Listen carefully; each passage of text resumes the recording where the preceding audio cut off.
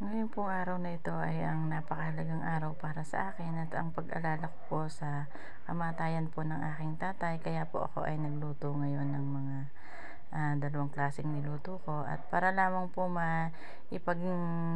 handa ko rin siya ng kaunti at maalala ko yung kanyang death anniversary. Ayan, nagluto po ako ng kaunting adobong paksiw na pata.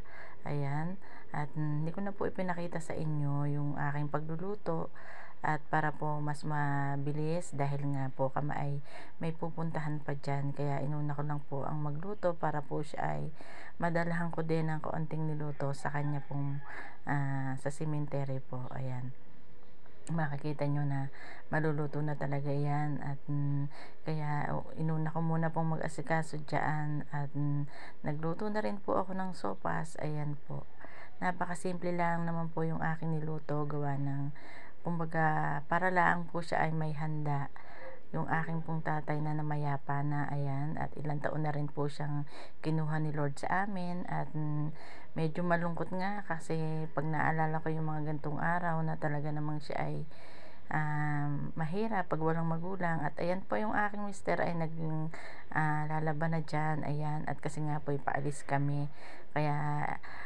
at ang aking pong mga pusa dyan na hindi naman po amin yan nakusa lang umuwi sa amin ay nakikiisyoso at parang nakikipag meeting. Ayan po, at habang kami ay nagluluto dyan at may ginagawa din siya, yung aking asawa, ay ako po ay kakain muna ng mais dahil nakakagutom na rin. At ayan, pagkatapos po ay nagpaplantsa sa akin yung aking anak at bigla nga po siyang aalis at pupunta siya ng school. Ayan, at dinadahan-dahan ko at baka medyo masunog nga dahil medyo manipis yung damit. Ayan, ayan po, at nahagod ko na rin siya ng plancha.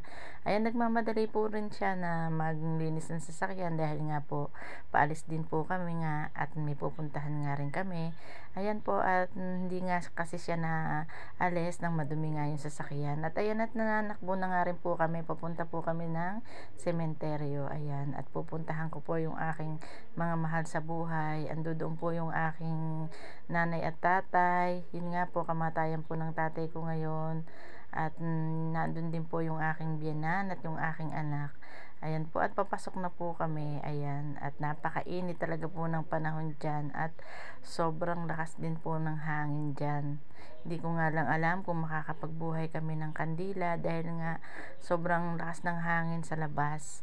Ayan, pagbaba namin ng sasakyan, makikita nyo talaga dyan na talaga namang santing na santing ang init. Ayan, pero okay lang yun kasi nga para po mapuntahan namin at madalaw, kasi nga pagka ganitong, ayan, lalo na't kamatayan niya, hindi kami pupunta dyan. Ayan, at napakalakas nga ng thank you for watching.